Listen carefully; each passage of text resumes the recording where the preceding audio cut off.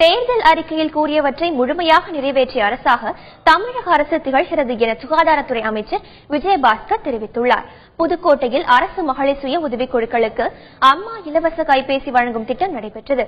இதில் கலந்து கொண்ட அமைச்சர் விஜயபாஸ்கர் 641 மகளிர் சுய உதவிக் குழுவினருக்கு அம்மா இலவச கைபேசிகளை வழங்கினார். பின்னர் நிகழ்ச்சியில் பேசிய அவர், பாரதி கண்ட புதுமை பெண்ணாக தமிழகத்தில் உள்ள பெண்களை மாற்றிய பெருமை தமிழக முதலமைச்சர் ஜெயலலிதாவை சேரும் என்று கூறியுள்ளார். தேர்தல் அறிக்கையில் கொடுத்த வாக்குறுதிகள் அனைத்தையும் முதலமைச்சர் நிறைவேற்றியுள்ளதாகவும் சொல்லாத பல திட்டங்களும் செயல்படுத்தப்பட்டுள்ளதாகவும் விஜயபாஸ்கர் தெரிவித்துள்ளார்.